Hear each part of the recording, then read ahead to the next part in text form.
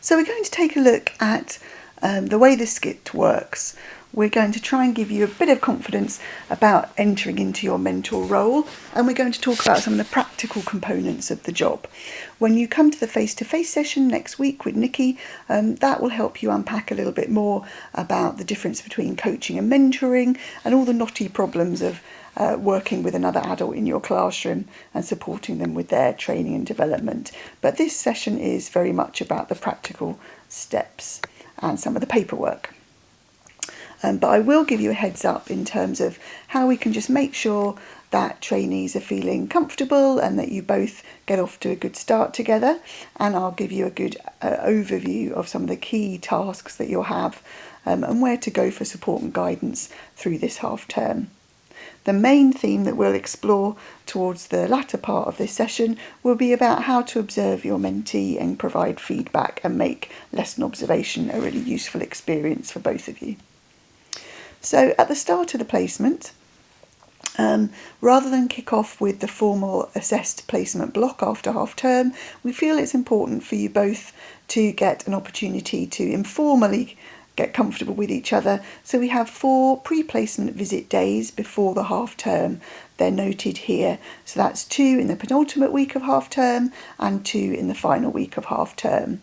On the first day of their pre-placement visit block, they will be asked by Skit to arrive with you for 8 o'clock, and then after that you can make whatever arrangements you feel are appropriate for your school and class.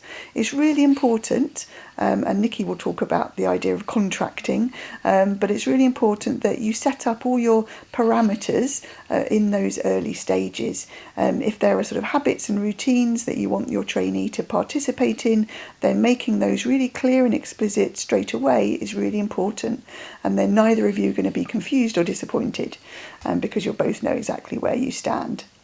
Some of our trainees do have evening jobs. Obviously this is not a salaried course. They're all paying for their tuition fees, and some students are still needing to get a little bit of income and are doing weekend work or evening work. We expect our trainees to be really transparent and focused on their placement. If this intrudes upon placement time, then an open discussion should be had, and you're very welcome to share any issues arising with Skit so that we can support with that. But typically the guidance from Skit is that when trainees are on placement, they should expect to be there on site between 8 and 5 as a sort of rough expectation day to day. Of course, your patterns will be different in terms of when there are staff meetings that have to be attended, or when all staff might tend to go home earlier, perhaps on a Friday afternoon, whatever it might be, and that's for you and your trainee to discuss. Before the trainee comes, we expect them to research your school and get a sense of your locality and your needs, your priorities, and they should be accessing key policy documents and curriculum maps from your website without having to request those things specifically from you. So your job on the pre-placement visit period is not to provide them with lots and lots of materials. They should be independent in as much of that as possible. Of course, if there are specific things that would be helpful for the trainee to have and look at over the half-term break, then do of course share those, possibly a book list if you're looking at particular books in literacy, for example, or the more detailed curriculum plans that you might have for your particular year group that wouldn't typically be available on the school's website. The trainees will have a specific task to draw together what they understand about the school before they visit it, and we expect them to be proactive and curious, and come to you with interesting questions rather than just come to you asking for stuff. We expect them to be professional in that sense. When trainees then come back after half term for their first full week, as with every other week on placement, you and your trainee can look at the placement planner, which will be provided to you before the placement, to get a sense of the key tasks and conversations that should be happening in any given week, including that first full week. We set out that first full week as a kind of orientation week still, even though they've had those pre-placement visit days. And in that first full week, there will be a requirement for trainees to discuss with you a appropriate selection of focused children, because during the placement block the trainees will track more particularly the outcomes and needs of 3 focused children. They won't be working with them any more than any other child, but they'll be noticing them a little bit more. They'll almost serve as a sort of benchmark for different levels of need in the group. We typically would suggest someone who is working at greater depth, someone perhaps who has a special educational need, and perhaps someone who represents a good sort of middle of the group, age-related expectations and so on. So that should be something that should be established in that first full week, and trainees are expected to make some notes based on your discussions or based on they're looking at the children's books and getting a sense of where the children are at and how they differ from each other. So while you're engaging in these pre-placement visit days and the first sort of orientation week, as it were, after the half term, there are a range of things that can happen that will either set you off to a good start or set you off to a wobbly start. But first of all, it's good to kind of just have a sense of the rhythm that you're going to get into across the placement as a mentor. So what you'll notice here is essentially the pattern of our placement this time around. You can see that the placement after half term starts off with a linked tutor visit. This means that the linked tutor, who is a colleague of SCIT's and serves you and the trainee to provide any support, can just check in with you that you're happy, you've got everything you need, the trainee is happy, they've got everything they need, and give any personal advice and support that might be needed as you're both setting up this new adventure together.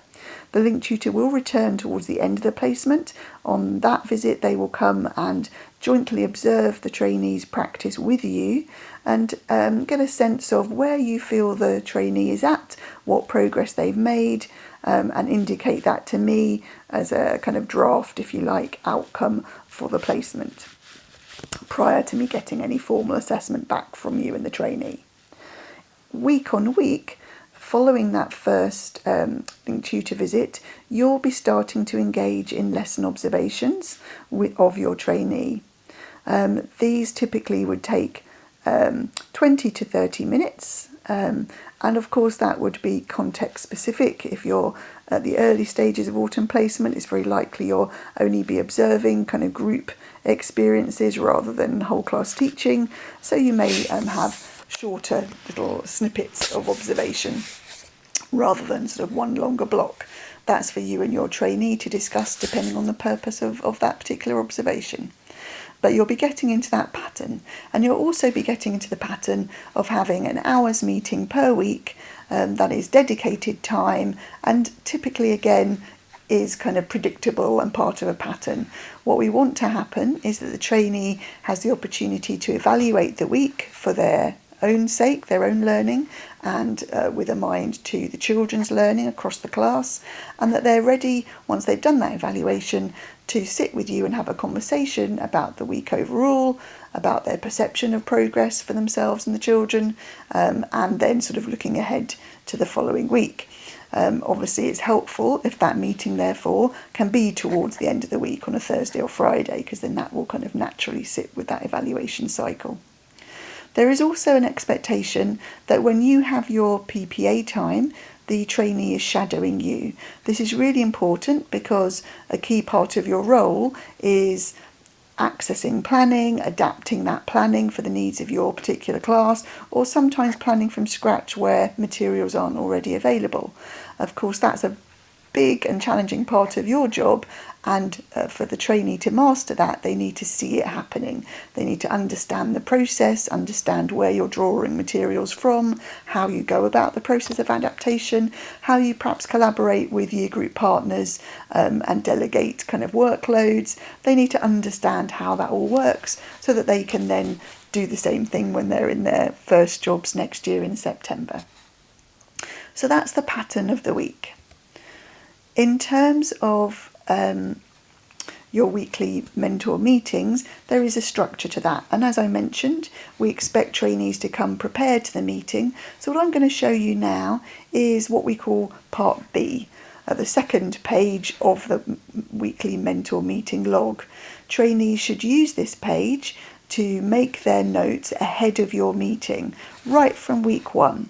And of course, in the early stages of the placement with you, they're likely to be a little bit naive, not really know what they're looking at. Their reflections, evaluations might be a little bit slim or a little bit off, but the conversations with you will help them develop in that area, and we would hope to see them being more accurate, more insightful as the placement goes on. And what we're hoping is that when they're coming to the meeting prepared in this way, that they're then able to engage in a proper conversation with you rather than you having to lead the conversation fully. So, for example, if you feel that literacy has gone particularly well because children grasped all the concepts, and you might say to your trainee, so how do you feel the children grasped this concept this week in literacy? And they perhaps didn't assess as well as you had, funnily enough, because they're new, and perhaps misunderstood what they were seeing. You can then have a conversation and kind of steer them in the right direction. So in part B, on the mentor meeting log, the trainees initially are thinking about the learning of the children. The pink notes there prompt them to think about literally what have they seen, heard, read of the children's work to show what learning is happening. And we're trying to kind of tune them in to be good assessors, basically. The even better if component is trying to get them to think about, if I were then teaching that group or that class or that individual myself next week, what would I be doing specifically to support them and to move them on? What could be different? What could help the children secure an even better, deeper understanding of whatever it was? So that's the goal there. The goal is not to critique other people's teaching. Obviously in autumn term, very much they're evaluating what's happening for the class over the course of the week. So that's the impact of lots of different adults and their inputs. But that's kind of almost irrelevant. The bit they're noting is, what do they see the children responding with? What do they see in children's responses that shows them a sort of signal about their understanding? And that's the bit we're trying to draw out here. They also will be thinking about their own developing practice, and again, before they come to the meeting, they're making notes on perhaps any new understanding they've got of pedagogy they're trying to kind of implement. Often the focus will be on behaviour strategies in autumn term, because that's a big need for everybody. And just this extent to which they feel they're progressing with any targets that have been set. Again, it's almost interesting and useful if there is a point of difference between their perception and yours. But if they've thought ahead, it's much less likely that they will just be sort of almost blindly in agreement with whatever you say and not coming forth with their own thoughts. They will be pushed into sharing what they've prepped and sharing with you their own evaluation, even if it is a bit squiffy. And then that brings about an opportunity for you to have a really good conversation about, oh, that's really interesting. Tell me more about why you think that's changed this week for you. What do you feel you're doing differently? What about in this context? What about in that context? Let's unpick it a bit more. So hopefully between you, with your guidance, the trainee will have a more accurate view of what's really going on for the children and for them. So that's their prep stuff, part B. But part A is just a kind of organisational tool for both of you once you're sitting together. So there are just basic things that is good for both of you to be on top of, and rather than have to remember them off the top of your head, we just prompt you to have the right conversations when you're meeting each week. So, has everything been addressed from last week? Yes, no, not started, whatever. There's a little drop-down box for the trainee to log that. And it's important that you appreciate the trainee should be keeping the record. They prepped part B, and for part A, they're acting as record keeper, minute taker, and they're doing that in your meeting. They're not making notes after the meeting. They're recording live during the meeting so that you can check that they're being accurate. But you're not doing any of the legwork in terms of recording. So have all the deadlines been met? Have last week's targets been met? What are the priority for development ahead of next week, etc., etc.? And the trainees will be expected, where you are kind of agreeing new targets and so on, to be recording them in a separate targets log that the trainees are responsible for maintaining. So all the record keeping is happening across the mentor log here and their target log, all being updated live while you're having your chat, and you can just kind of look over their shoulder and go, oh yes, that's exactly it, that's what we've agreed, perfect.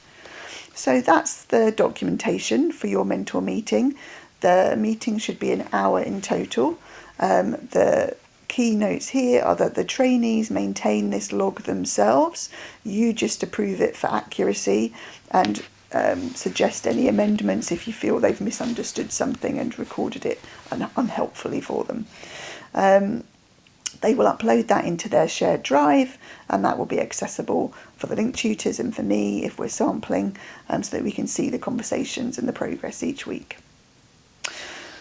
So that's kind of your pattern, your weekly mentor conversations, your weekly lesson observations from the second full week of the placement. But of course, initially, in that first orientation week and in the pre-placement visit days, it's a chance for you to get to know their strengths, get to know their background, help them orientate themselves, establish, what your pattern of working is, when are staff meetings, when will we meet together for mentor time, do we have a morning debriefing that the trainee is expected to attend, what are the patterns of the school and what should they be shadowing you in and what don't they need to shadow you in, and setting all those boundaries as we said before. The line here at the bottom, which says focusing on the values strand of our SCITT curriculum, really is drawing attention to the fact that in these early stages, we are looking for our trainees to be proactive, professional, organised, and it's best to be open and honest about their development in these areas, because if we hold back from giving them honest, helpful feedback and guidance in those areas, then it means they kind of can easily come unstuck later on in your placement or when they move off to their next placement school. It's important to kind of get those things right. And if you have any concerns at all about the professionalism of your trainees, and you feel that your conversations with them aren't moving things forward, do talk with your senior leadership team and or us at SCITT, your link tutors, because we will want to kind of deal with that as quickly as we can and support you with that. So in terms of our SCITT curriculum, as you can imagine, it totally mirrors the teacher standards. It also mirrors the content in the initial teacher training core content framework that we're duty bound to kind of deliver. And we set out our curriculum like this, and we have the values and wellbeing strands, which really are a kind of elaborated or extended version of the professional sort of TS8 in teacher standards and code of conduct stuff, with some other juicy bits added in.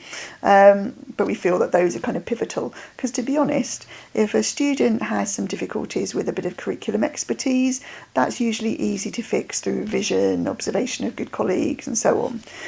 If a student hasn't got the right attitude or is struggling with their well-being in any way, it's those things that can really undermine someone's progress and make it difficult. So we really kind of shine a spotlight on those two strands of our curriculum.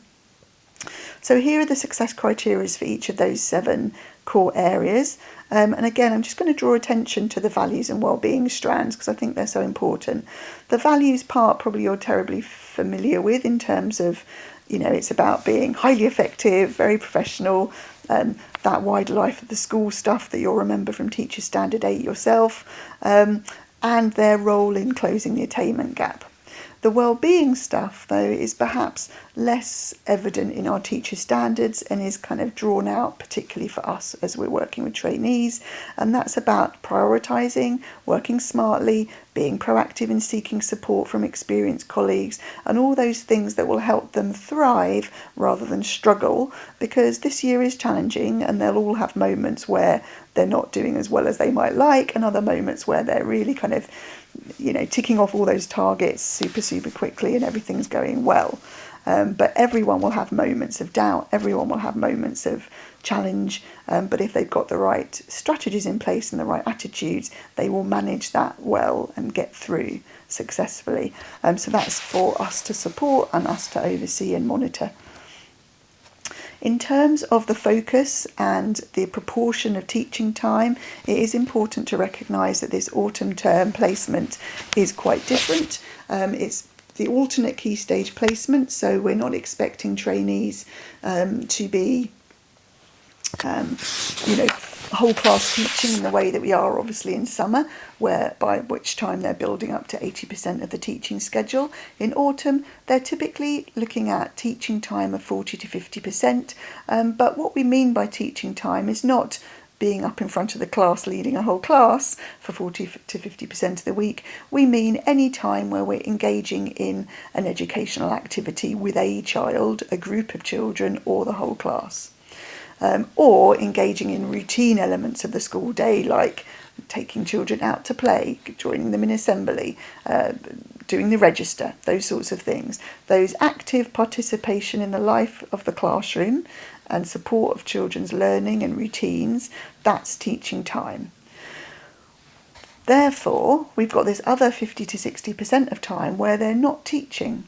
And what can happen is it's far easier for a trainee and a mentor, to be fair, to just kind of let the trainee just hang out in the classroom throughout the week pretty much, unless it's directed PPA.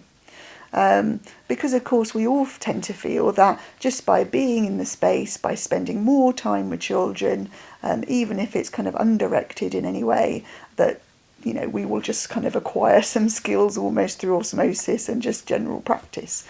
But there's a real focus, not just in our programme, but from the DFE and all ITT providers, on this idea of deliberate practice, of this idea of really using our non-teaching time well to revise, to rehearse, to practice in environments that aren't actually the live environment of the classroom.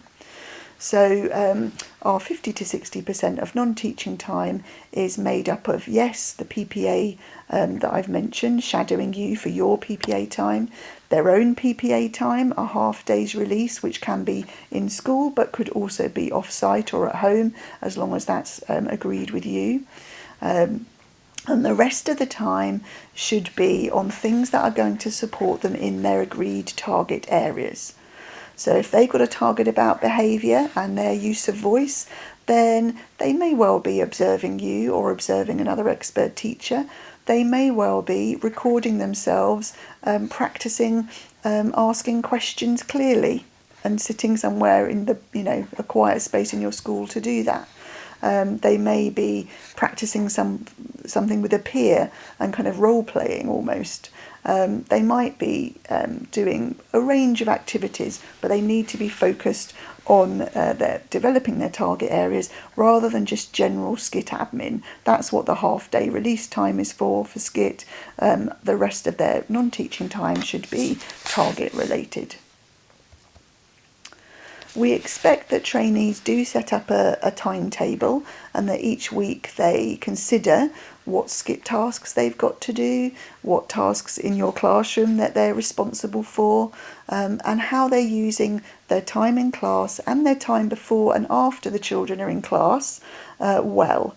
So what we shouldn't see is trainees who haven't verbally made an agreement with their mentor about how they could be effectively supporting their mentor before the children come into the classroom, and therefore just turning up at 9, for example, and saying perhaps to me, well, my mentor didn't tell me anything specific I needed to do, so I just worked in the staff room this morning until 9 o'clock, or I just came in late and worked at home until that time.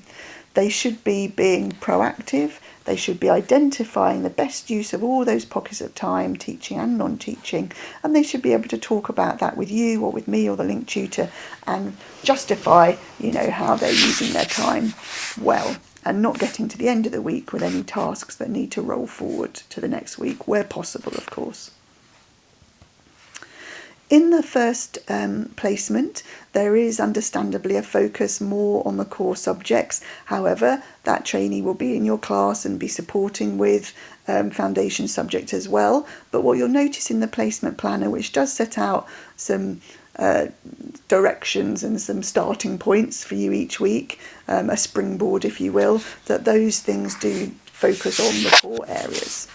And your lesson observations of the trainee will also kind of direct you perhaps to some core area observations, just to make sure that there is coverage and that we don't get into a situation where a trainee is practicing more in maths and not in other subjects, or always being observed in maths, for example, but never being observed in other subjects. So that's why we kind of have that flow. There will be a range of directed tasks for each placement. Trainees will, once they've had this placement, get familiar with them because they will repeat themselves for each placement. They will always do focused children tracking. They will always have a behaviour task where we ask them to video themselves at key points of the placement to kind of look at their teaching presence, listen to their voice, look at their facial expressions and use of body language, all of that sort of stuff. So there will be things that are repeated and progressive through each of the placements. Obviously, because this is autumn, this will be unfamiliar to the trainees, and although we'll have introduced these tasks to them before they come to you, because they haven't actually had experience of doing them, it will all be very theoretical and they may be a little sort of unsure. What you can do if ever you have a conversation with an unsure trainee is direct them to Google Classroom or to the shared drive, where they have access and you have access to a range of how-to videos that talk through how to complete certain key documents or other guidance around directed tasks. So there's nothing that we expect SCITT students to do that hasn't got very clear instructions on Google Classrooms or a very clear instructional video, how-to video loaded up.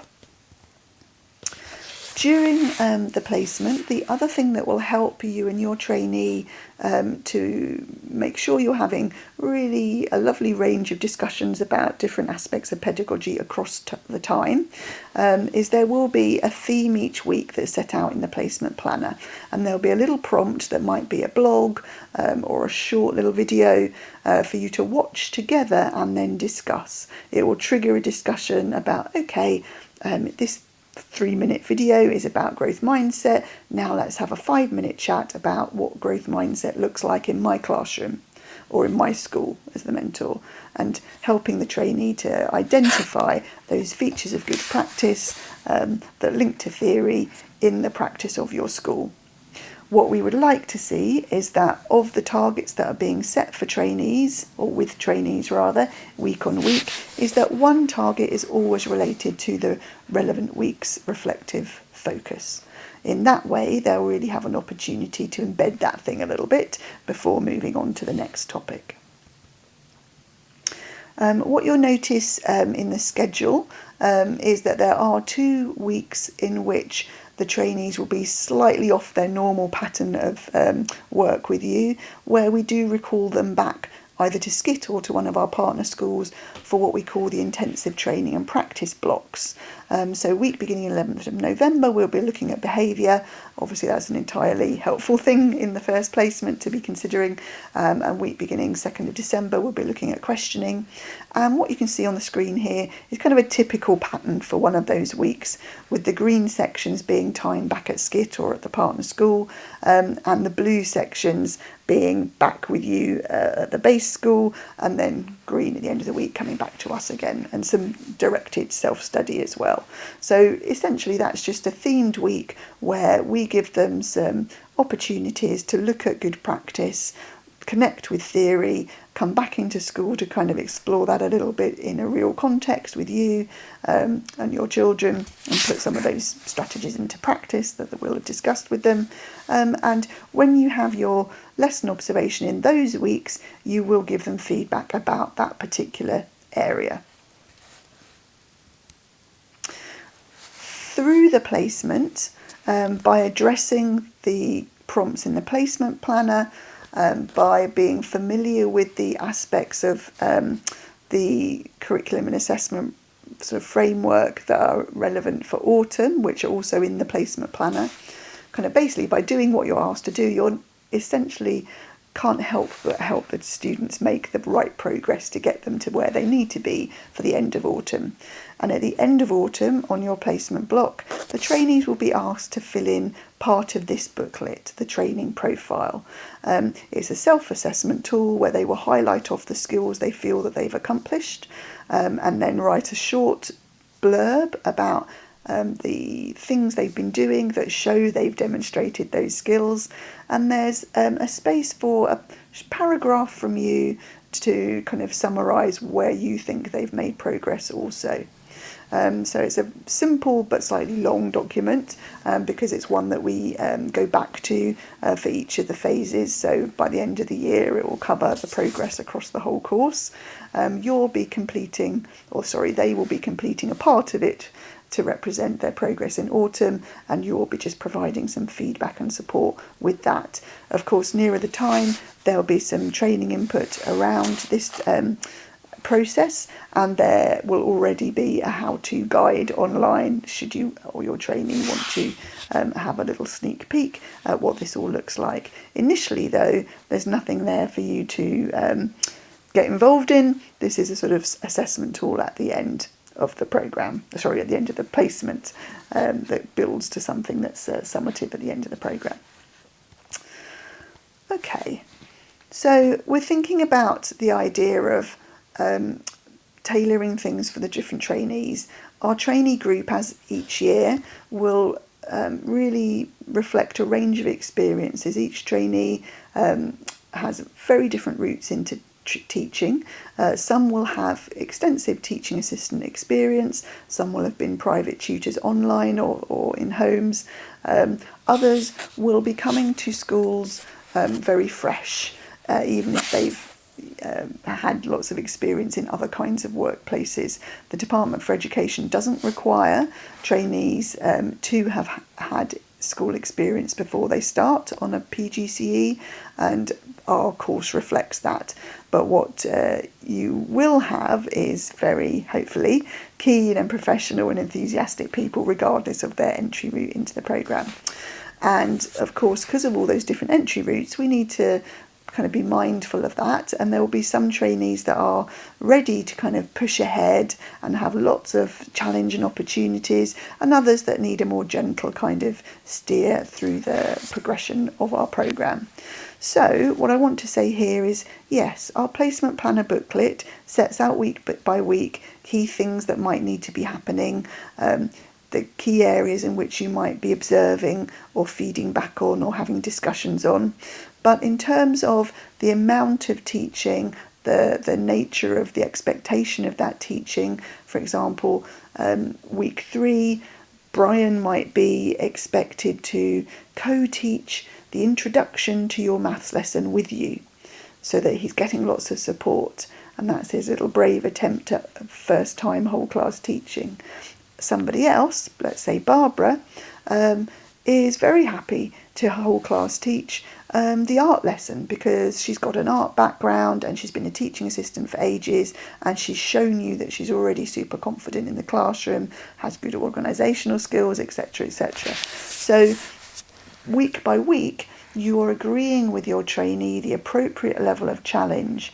What the placements planner sets out more is the context, perhaps the curriculum area focus or what have you.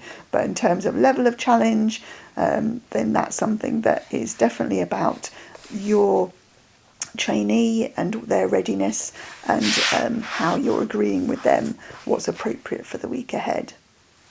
As I mentioned, the relevant section of the assessment framework, curriculum and assessment framework, is there for you, trimmed out, as it were, the bit you need, and stuck into your placement planner. So each week when you're having conversations with your trainees, and certainly through the week, your trainees could be just tracking off things that they feel they're getting comfortable with, so that when you're getting to look at the next week, you can see what has not yet been tracked off, and you can have a conversation about, what opportunities might there be for me to experience this or understand this strand a little bit more, and that will help you kind of arrange opportunities for the week ahead, and perhaps also to set targets. In the placement handbook, which is not a daily tool for your use, but is a kind of useful reference aid at various points, there is something we call the progress pathways sort of graphic, if you like. It just reminds us, again, when we're thinking of personalisation, it reminds us that shouldn't be a position in which a trainee jumps from, for example, using your planning to teach a small group, to day 2 of that week being asked suddenly to plan from something from scratch.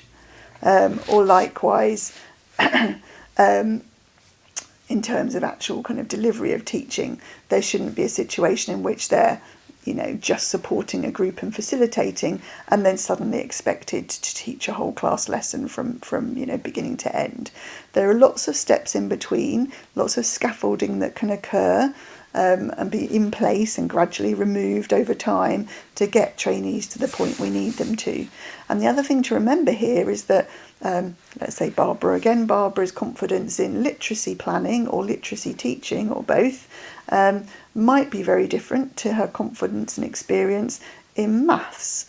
And whilst we might see that, gosh, yes, Barbara can happily deliver a whole class literacy lesson and it goes swimmingly, we shouldn't presume that she will feel and literally be able to do the same in a different subject area. And for the different subject area, we may need to have a different level of scaffolding, and it's totally appropriate and desirable that you and the trainee are thinking in that way and adjusting and providing scaffolding accordingly. Now, we spoke a little earlier about non-teaching time. The other thing that is going to aid personalisation is around how that non-teaching time is used. We kind of alluded to that a little bit already, but here are some additional thoughts. I'd already mentioned rehearsal and recording a lesson, role play, but there might be other things that your trainee, depending on their particular needs, could do as a strategy to build skills to meet a target. So it might be around scripting a section of a lesson where perhaps they typically flounder and get a bit tongue-tied. It might be about research or revision because there's some subject knowledge gaps. There are all sorts of things they can do in their non-teaching time that are personal to them and might not be needed by another trainee, but that will help them meet their goals. Now, for autumn placements, historically, we've often had paired placements, and certainly this year we're also going to see quite a few paired placements being allocated. This means 2 trainees in one classroom with their mentor. Because this is the alternate key stage placement, lower stakes early on in the course, this isn't such an intrusive thing. Certainly for the trainees, there are lots of benefits in terms of the ability to collaborate, to learn from each other, to build a little bit of confidence, but holding someone's hand almost. That can all feel like a really nice, gentle and easier start almost to the thing that can be quite scary, which is starting placement. But from your perspective as a mentor, if you're hosting a paired placement, there are some things to consider strategically to make sure that your workload doesn't double, and you are, managing that relationship well. So I've proposed here what a typical mentor meeting could look like to still be within that hour, recognising that the majority of the content of a mentor meeting is going to be generic across the pair. In other words, things to do with scheduling, things to do with the curriculum for the children, and so on. They're going to be shared conversations. The reflective focus for the week that's set out in the placement planner, looking at the 3-minute blog recording and having a 5-minute discussion, that doesn't need to be done separately. That is something that can happen as a group. So it's only then a short piece of individual feedback that needs to be sort of fitted into that slot. Of course, if you find that one particular trainee of the pair is more demanding of your time, then chat with your link tutor about techniques to manage that well and professionally, because we shouldn't have any time hoggers, really. And it may be that there are things that Skit can do to still ensure that other trainee gets their needs met. I think the other thing here to think about is just in terms of working relationships. Typically, paired placements go really, really well, even where there are sort of personality differences. Usually that's a good learning kind of experience for both partners. We've been doing this now over the last, we've had paired placements since 1996. We only went without them during COVID and for the year after kind of the COVID adjustments. So we've been doing it for much longer than we haven't been doing it. And I'd say sort of 80%, probably 90% of the time, the working relationships are great and it's a real strength for the trainees. But, of course, there may be that 10-20% of times where perhaps the working relationship isn't as even as we'd like. And again, that's where I would suggest that you call on the expertise of the link tutor and or me, and we support with that. That's not something that you should be having to deal with independently. So in terms of access to Skit materials, then you will be receiving a link to a shared drive on our Google Workspace, and that's where all master copies of documents, the handbook, the how-to guides, any pre-recorded training materials, any slides from face-to-face sessions, all of that stuff will be there. If there's something that you can't find that you think would be helpful, then just ask. In terms of hard copy documents, we've really reduced that over the years, but trainees will bring you, if you're unable to attend the face-to-face training next week, they will bring you a copy of the handbook, placement planner, and so on, just to give you a sort of starting pack. The placement handbook, as I say, is a useful reference tool. It features the progress pathways, it has training dates in there, contact numbers, but it also has some helpful guidance, sort of prompt questions and so on, that could be useful if you're struggling to draw something out from a trainee in your mentor meeting. So do take a look at that between now and the start of the main placement block after half term, just to familiarise yourself with the bits in it that could be really useful to you as a training tool. We've mentioned the placement planner already. The week-by-week sections are always consistent. You'll always have that weekly reflection focus, as we've discussed. And what I do want to remind you again is that there is room for a little bit of movement, because of course if there are things happening in your school and I've suggested that, I don't know, your trainees go and meet the SENCO that week, it might not be appropriate that they do that week because that's a busy week for your school. So do help your trainees feel confident to make adjustments and move things around. As long as those things happen, we don't mind if they get moved. We've discussed the how-to guides already. Trainees, in terms of their materials and how they're storing and sharing, they will also have a space on our shared drive. So each trainee will have a named folder in which they keep other course materials but also their placement materials, and they will have a particular structure to that they are expected to keep. The administrator here at Skit will check that those things are being uploaded, and she'll be checking for basically quantity rather than quality, but the link tutor and I, in different ways, will be checking on the quality of those materials. You are not required to be going online and checking directed tasks or anything like that, but of course what you should feel able to ask for and check is anything related to what's happening in your room. And certainly each week when there's a formal lesson observation, the trainee should be providing you with a lesson plan. even though at this stage in autumn term, that plan is likely to come from your own school's plan or your plan. What we want them to do is to kind of decode your plan, which probably will be much briefer than they need, and give themselves the prompting and scaffolding in their own more detailed plan, just for that one-off, once-a-week lesson.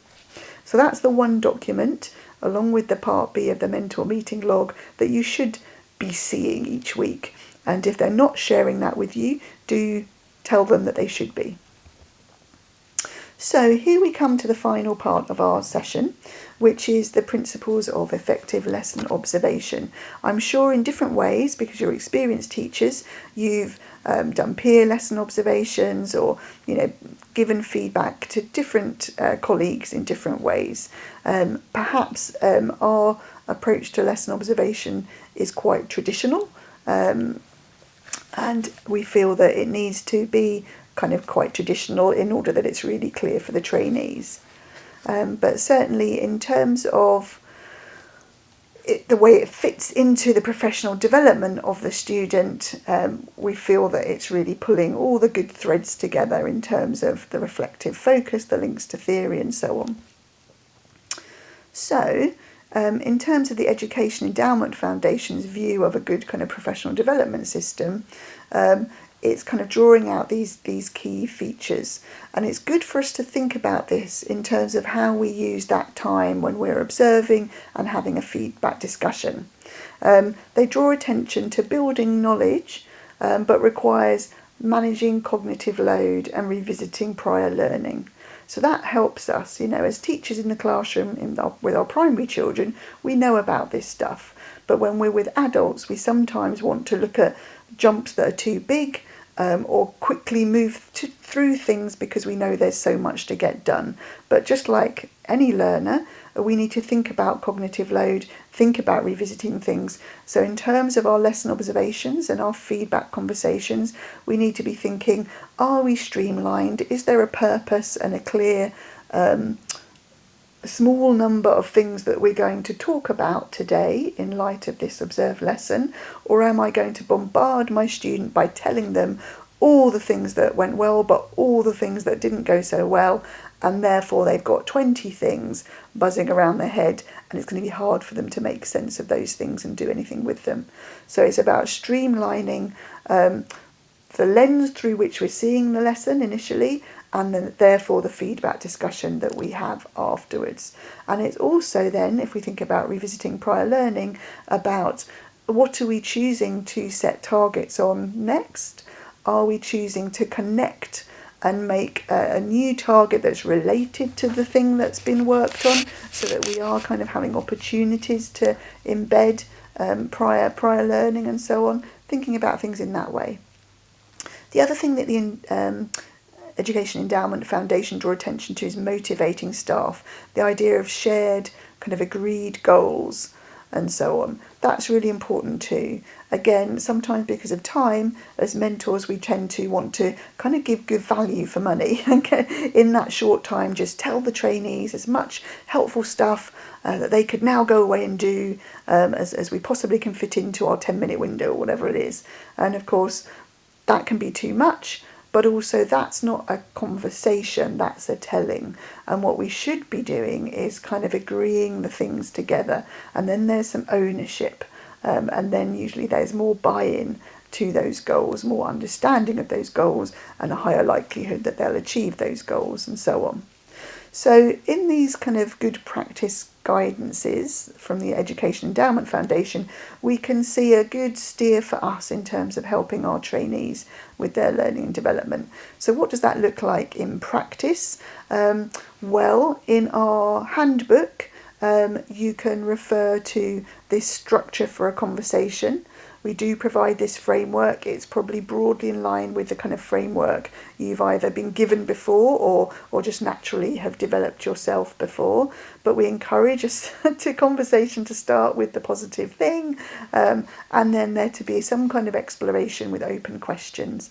Now, of course, at the start of the programme, when a trainee is new, they may require more scaffolding than a trainee that is more experienced later on in the programme. And it perhaps feels more natural to have this very open dialogue with a trainee once they're kind of really settled and a little bit more secure. But certainly there should be a hint of this even with a very, very new trainee. It should not all be about us telling them. There should be some attempt for us to draw out their understanding. Because yes, we might see straight away certain things have gone awry, but have they seen them? Have they got a rationale for why they tried something even if it didn't work? And if we don't have asked that question, we're kind of missing out a big part of their understanding, and we might then misguide them when we're setting targets because we just presume they didn't even understand. Sometimes their thinking and their planning is correct, it's just their delivery has made things go awry. So asking some probing questions to check understanding, as we would with the children, is a really good starting point. And there are a range of helpful questions related to different subject areas in our curriculum if you get stuck back in that placement handbook for you. We've spoken already about having a clear focus for the observation rather than trying to look at everything yourself, which is overwhelming for you, and feedback on everything, which is overwhelming for them. So do try and get into a flow of, okay, these were the targets last week. Let me primarily focus on just those target areas, unless there's a safeguarding thing and something really, really glaring that also has to get fed back on. Just stick to the conversation about those things. We've mentioned the usefulness of the handbook. I'm just flagging here again the prompt questions. Also link to possible strategies or actions that can help us with our target setting and strategy setting following a lesson observation. So I just wanted to flag that for you. In terms of what it looks like when you actually write your observation form down, there is, of course, on part A, just a regular kind of running commentary page where you can bullet point or however you prefer, do a little narration of what you're seeing. But certainly on the back, we need to have overall strengths, a few bullet points there, what went well. There's a section here on application of theory. Again, just to kind of channel your mind and the trainees, you might well want to keep that in line with the reflective weekly focus. So if that's growth mindset last week and you're observing at the end of the week or the beginning of next week, you can notice whether there was any influence from the conversations and research about growth mindset into the students' dialogue with the children in the lesson that you observed. And then a kind of capturing of how the trainee applied any other learning points that you've been raising. Again, things linked to their targets, feedback from you, etc. So what else is coming through? What else are you seeing in action that's really pleasing to you? And have those targets been met? Possible next steps are here, and the reason they say possible is because, of course, if you're just observing for a short time, 20 minutes out of a week, and you'll have experienced this yourself, it may well be that the trainee pulls all the stops out. The session is fantastic, but that's not how they perform every other day of the week. Conversely, it might be that the trainee performs really badly, they were super nervous, and the rest of the week they're fabulous.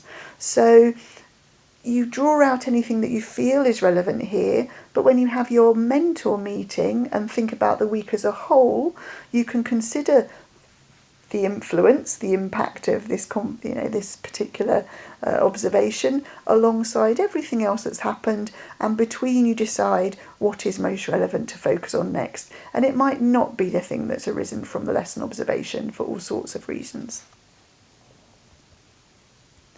So I'm briefly going to allude to the fact that there are different modes that you will switch in and out of.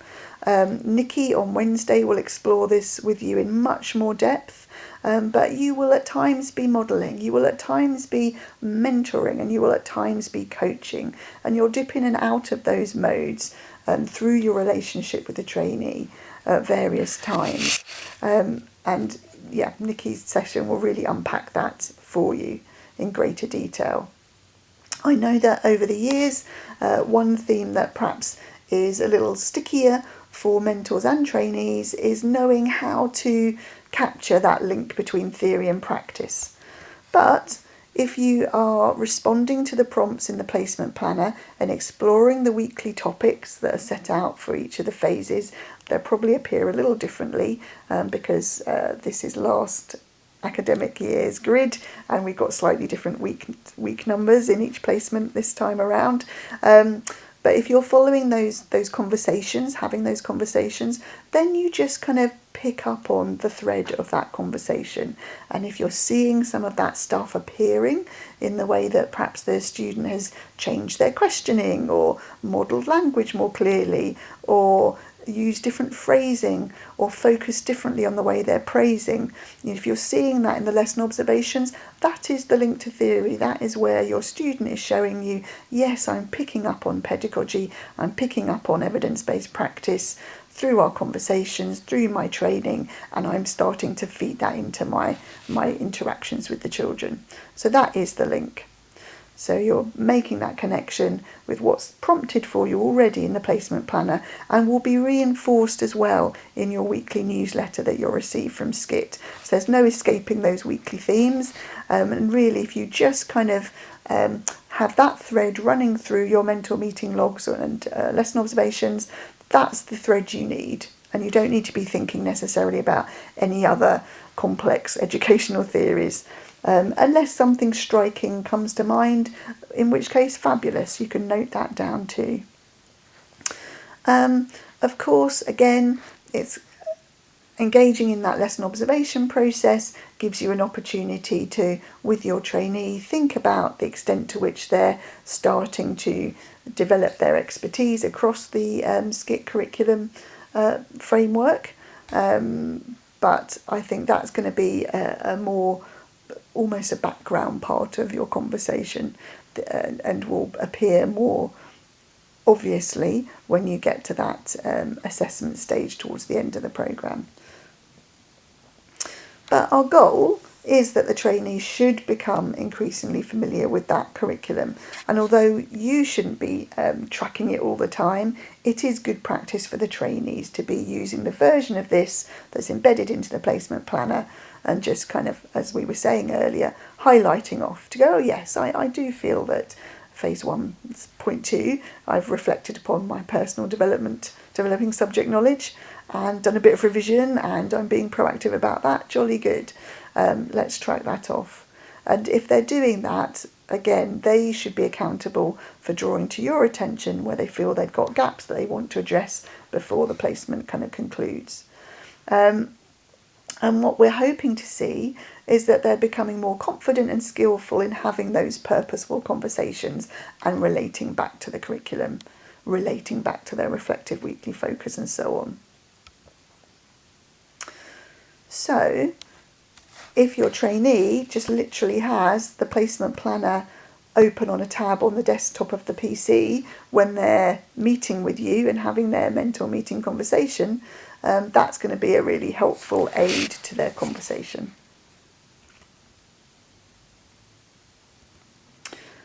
So, we've talked about deliberate practice, we've mentioned intensive training and practice weeks. I'm not going to reiterate that too much here. This section of the presentation has been lifted from a separate session that we did just on this stuff. So there's a little bit of overlap here to our earlier conversation about deliberate practice. But certainly it's something that's worth just flagging up and drawing attention to keep that high in your mind. Hopefully what will be helpful to you is the fact that with the weekly newsletter, there will always be connected modelled targets that relate to the weekly reflective focus. So that will help both with you and the trainee knowing what a good target looks like, but more importantly, knowing what good strategies of support can be and knowing what deliberate practice can look like in particular contexts. So it will just give you good ideas. It's a good reference point.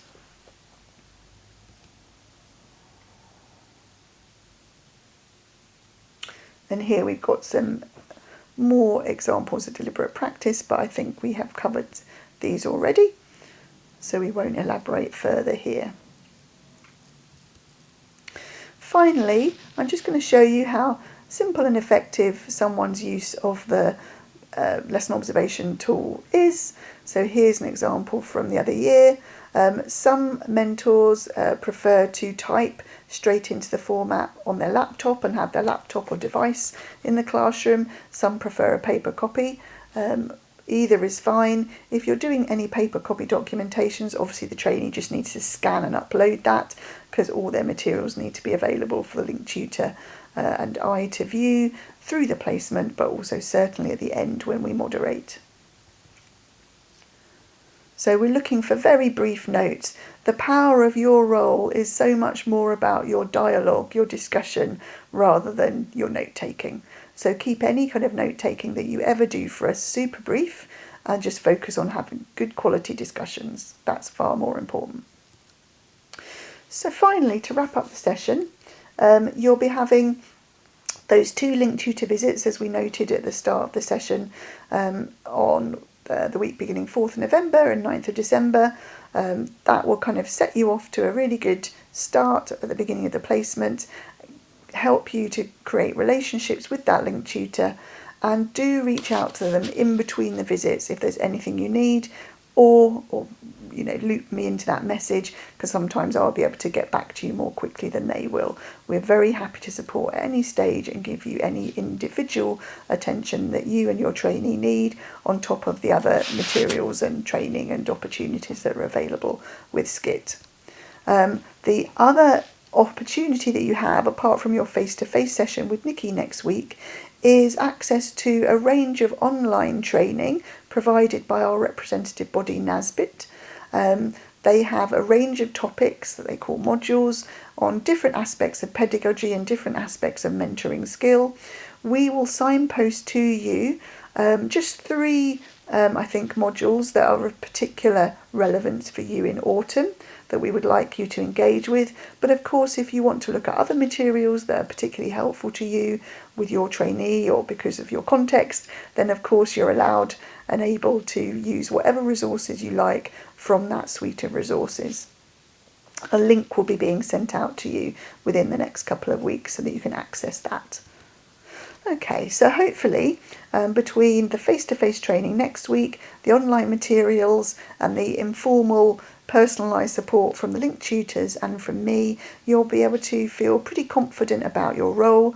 But do note down any questions that you've got between now and the face-to-face session so that we can make sure you go away from that session feeling super confident.